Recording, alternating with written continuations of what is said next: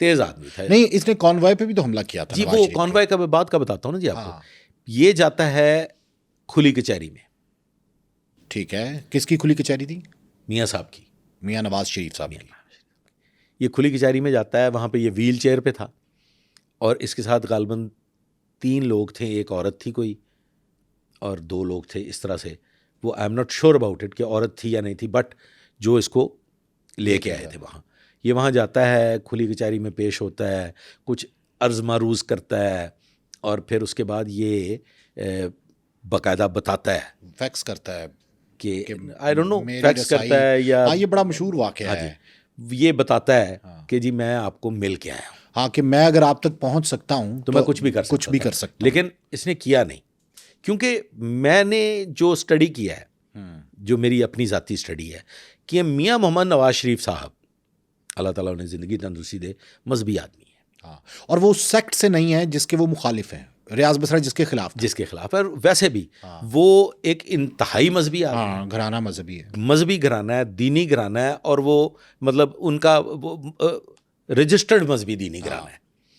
इसलिए ये शायद रियाज बसरा ऐसी कोई घटिया हरकत नहीं करना चाहता था। लेकिन रियाज बसरा नवाज शरीफ साहब की खुली कचहरी में गया, नवाज शरीफ साहब से हाथ मिलाया, व्हील चेयर पर मौजूद था, भेस बदल के गया और उसके बाद उसने आके नवाज शरीफ साहब को फैक्स की और कहा कि मैं आप तक पहुंच गया हूं, मैं कुछ भी कर सकता हूं। धमकी जरूर दी। जी बिल्कुल। अच्छा, एक ना सैयदा आबदा हुसैन बड़ी सीनियर पॉलिटिशियन है जी, यहीं से कंटिन्यू करते हैं आप, कि उन्होंने मौलाना हक नवाज जंगवी के मुकाबले में इलेक्शन लड़ा और इलेक्शन मौलाना हक नवाज जंगवी हार गए। ये उस वक्त का वाकया कि जब ये लश्कर जंगवी नहीं बना था, ये सिर्फ सिपा साहबा में मौजूद थे। तो उस वक्त इन्होंने आबदा हुसैन को कॉल की, रियाज बसरा ने। आबदा हुसैन अपनी किताब में लिखती हैं कि मुझे कॉल आती है और कॉल पे मुझे कहा जाता है कि मैं रियाज बसरा बोल रहा हूँ और आप अब इलेक्शन जीत गई हैं, अब मैंने आपको मार देना है। कहते मेरे हाथ से रिसीवर गिर गया, मेरे हाथ कांपने लगे और फिर मैं लाहौर आ गई। और फिर जो सादिक गंजी वाला वाकया, वो उसमें आबदा हुसैन भी उस सेमिनार में इनवाइटेड थी और आबदा हुसैन वहाँ पे नहीं पहुँच सकी, वो थोड़ी लेट हुई। तो वो कहती मैंने देखा कि बाहर हजूम है, अफरा तफरी है, तो पूछा तो पुलिस वाले ने बताया कि सादिक गंजी को जो है वो कत्ल कर दिया गया है। जितने बड़े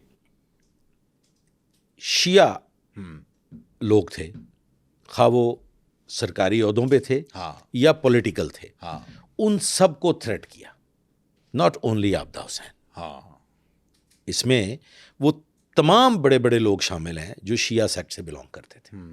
उन सबको फिजिकली थ्रेट किया, उनको पैगामात पहुंचाए, रुके जाते रहे, पर्चियां जाती रही कि हम आप तक पहुंच सकते हैं। ये सिर्फ आबदा हुसैन तक महदूद नहीं है। ये ग्रुप जो आप फरमा रहे थे कॉन्वॉय पे हाँ, नवाज शरीफ साहब के कॉन्वॉय पे अटैक, वो आईईडी अटैक था, बम नस्ब किया गया था, जिस रूट से मियां मोहम्मद नवाज शरीफ साहब ने जाती उमरा जाना था। वहाँ पे रास्ते में जिस पुल को क्रॉस करना था, उस पुल के नीचे बम नस्ब किया, आईईडी बम। जी। और उसमें according to my information, if I am not wrong, कोई 30 सेकंड से भी कम वक्त जो था वो फ़र्क पड़ा है। अच्छा, कि इनका जो कॉन्वॉय था वो को 30-35 सेकंड आगे निकल गया और वो ब्लास्ट 30-35 सेकंड या 1 मिनट कर लीजिए बाद में हुआ, वरना शायद वो जानलेवा साबित हो सकता था। तो इस एतबार से मियां मोहम्मद नवाज शरीफ साहब गाजी भी हैं, अगर आप बच गए, आप गौर कीजिए। तो ये जो इस पे बहुत से लोगों ने सवाल उठाया, इस ब्लास्ट पे बहुत सवालात उठाए गए। आप माशाल्लाह जर्नलिस्ट हैं तो यकीनन आपके भी जहन में वो सवालात मौजूद होंगे कि जनाब इतनी सेंसिटिव मूवमेंट कॉन्वॉय पे कैसे अटैक हो गया? अटैक कैसे हो गया? हाउ इज इट पॉसिबल कि एक बंदा जो है वो इतना बड़ा अटैक कर दे? तो इसमें आपके लिए भी और आपके व्यूअर्स के लिए भी ये मैं गुजारिश कर दूं कि ये जो इस नौइयत के अटैक्स होते हैं ना जी, ये बड़े प्लान्ड होते हैं। आपके जहनों में आपके मौजूद होगा, लाहौर हाई कोर्ट के बाहर भी एक ब्लास्ट हुआ था, हाई कोर्ट चौक में, वकला की रैली पे, मुशर्रफ दौर में। उस अटैक पे भी वही स्ट्रेटेजी अपनाई गई थी जो नवाज शरीफ साहब के खिलाफ जो नवाज शरीफ साहब के खिलाफ अपनाई गई। अब देखिए, एक शख्स है, वो साइकिल पे जा रहा है और वो जब साइकिल पे जा रहा है उसको नहीं पता मैं कहाँ जा रहा हूँ। उसका इतना ही काम है कि उसने साइकिल पे एक रंबा, एक कैंची, एक कोई भाला, ये किसी एक ख़ास मकाम तक पहुँचाना है। मैं शॉर्ट में बताऊँगा आपको, खुल के मतलब इलेबोरेट नहीं करना चाहूँगा। उसको और कुछ नहीं पता कि ये जो मैं माली का सामान है ये कहाँ पहुँचा रहा हूँ। वो उस पॉइंट पे वो साइकिल और वो टोकरी और वो पहुँचा देता है। उसका काम बस इतना ही था। उसके बाद एक और शख्स है जिसे ये नहीं पता कि ये कौन लेके आया है, ये साइकिल यहाँ क्यों मौजूद है। कनेक्शंस नहीं है एक दूसरे के कोई साथ, कनेक्शन कनेक्टेड नहीं है। वो वहां से अब तो साइकिल सीडीआर बता देती है ना, उस वक्त तो सीडीआर भी नहीं थी। उस वक्त सीडीआर भी नहीं थी। वो जनाब वो टोकरी, वो सामान, अब उसको ये हुक्म है कि आपने ये लेके ठोकर न्याज बेग पहुंचना है और फलां जगह रख देनी और फलां जगह खड़ी कर देनी। और अगले को 15 मिनट की गैप से कहा इतने बजे तुमने उठा लेनी है। वहां पे एक शख्स मौजूद है जिसने वो वहां से लेके आगे मूव करना है और रास्ते में उससे किसी एक शख्स ने वो वसूल कर लेना है। जिसने वसूल करना है वो है थर्ड बंदा, तीसरा बंदा। उसके पीछे एक सेकंड बंदा है, उस सेकंड बंदे के पीछे है फर्स्ट बंदा।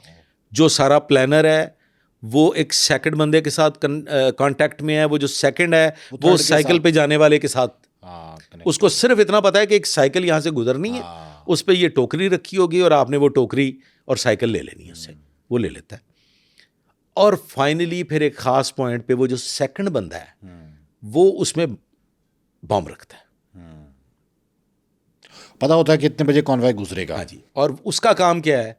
उसका काम ये है कि जो ए है और जो फाइनली बी है, बी ने वो प्लांट करना है। और ये भी कोई पता नहीं, मैं उस हद तक सेक्टेरियन और इस टेररिज्म एक्टिविटीज़ पे मैं काम नहीं कर सका और ना ही मैं इसको इतना ज़्यादा खोल के बयान करना चाहता हूँ कि ये भी कतन किसी के इल्म में नहीं है। अथॉरिटीज़ को पता होगा, सीटीडी को पता होगा कि वो जो फाइनल प्लांट करने वाला बंदा है वो किधर जाता है। वो शायद इस दुनिया में ही ना रहता हो। हाँ बिल्कुल, अक्सर ऐसे देखा है। ये अभी जैसे कत्ल हुआ था, अक्सर कत्ल में ये होता है कि मरवा के उस बंदे को मार दिया जाता है। बेनज़ीर मर्डर में ये हुआ, तो वो उसका कोई पता नहीं चलता वो किधर जाता है। तो इस तरह के जो मामलात हैं वो वहाँ पे ये कामयाबियाँ हो जाया करती हैं। हाईकोर्ट बम ब्लास्ट में भी बिल्कुल ऐसा हुआ था कि बेकरी का सामान सप्लाई करने का उनका था, बेसिकली जो लबादा था, जिस कवर में वो सारी कार्रवाई कर रहे थे, जहाँ पे खुदकुश जैकेट्स तैयार होती थी, जहाँ पे ये सारा मटेरियल रखा गया था। वो वादत कॉलोनी का इलाका था, वहाँ पे वो बेकरी वाले मशहूर थे। वो मोटरसाइकिल के राइट लेफ्ट 2 डब्बे, उसमें बिस्किट्स, रस्क, बन, ये चीज़ें, और उनकी आड़ में ये एक्सप्लोसिव मटेरियल। तो ये है सारी चेन। वो बंदे जो हाईकोर्ट ब्लास्ट वाले हैं वो भी बाद में पकड़े गए थे। और ये सारी चीज़ें ये फिर मैंने अपनी, चूँकि I was present over there, तो हमने फिर वो सारी तफ्तीश सीटीडी के साथ मिलके मुकम्मल की थी। वो जगह भी मुझे देखने का इत्तेफाक हुआ जहाँ ये सब कुछ तैयार हो रहा था। ब्लास्ट पॉइंट पे तो मैं मौजूद था, तो मेरे सामने ये सारा कुछ हो रहा है। तो ये जो टेररिस्ट एक्टिविटीज़ है इसमें स्लीपिंग सेल्स होते हैं जिनको खुद को कुछ इल्म नहीं होता कि हम यहाँ पे क्यों बैठे हुए हैं। तो ये हाईकोर्ट वाला ब्लास्ट है और जो कॉन्वॉय पे ब्लास्ट किया गया नवाज शरीफ साहब के, जी, इन दोनों के पीछे रियाज बसरा था। हाईकोर्ट ब्लास्ट के पीछे रियाज बसरा नहीं था। इस कॉन्वॉय पे अटैक जो अटैक मियाँ साहब के ब्लास्ट पे होता है वो रियाज बसरा था। तो ये रियाज बसरा कानून की गिरफ्त से कैसे बाहर रहा? रियाज बसरा ने अपने 10 से 11 हम शक्ल तैयार किए और हर बार पुलिस इसी के मतलब शुबे में उन लोगों तक पहुंचती रही। रियाज बसरा का एक वाक़या आपको मैं छोटा सा सुना देता हूँ। रियाज बसरा एक मलिक तैमूर अवान, इस वक्त आजकल सीसीडी में है, वो उन दिनों में सीआईडी में थे। रियाज बसरा गाड़ियाँ स्नैच भी करवाता था, करता भी था। अच्छा। रियाज बसरा डकैतियाँ भी करता था, करवाता भी था। इख्तलाफात जो सिपाही साहबा वो इसी वजह से हुए के साथ कि हुए हाँ कि ये क्रिमिनल एक्टिविटीज़ में इन्वॉल्व था। बिल्कुल सही अब उनके मोहब्बत करने वाले, प्यार करने वाले नाराज़ तो यकीनन होंगे। ये भी मैं आपकी इस प्लेटफॉर्म से अर्ज़ कर दूं कि आज भी मलक इसहाक जो इनके फिर फाइनली बचे थे, 2004 में ये ग्रुप ख़त्म हो गया हाँ और एक साहब रह गए, मलक इसहाक और गुलाम रसूल, उनके बेटे बेटे। ठीक है जी, ये फाइनली फिर इनका भी एनकाउंटर हो जाता है और ये मलक इसहाक इस दुनिया से रुखसत हो जाते हैं 2015 में। 2015 में फिर जो इनके बच जाने वाले थे, इनकी मोहब्बत का शिकार जो लोग थे, उन्होंने वो शुजा खानज़ादा साहब वाला मामला किया। वो रिवेंज था उसी कार्रवाई का। मलक इसहाक का। तो मलक इसहाक के बाद 2015 के बाद इनकी एक्टिविटीज़ तो नहीं है वैसी, लेकिन सर मैं आज भी आपको दावे से ये बताने के लिए तैयार हूँ कि एक बहुत बड़ी तादाद जनूबी पंजाब में मौजूद है उसी माइंडसेट की।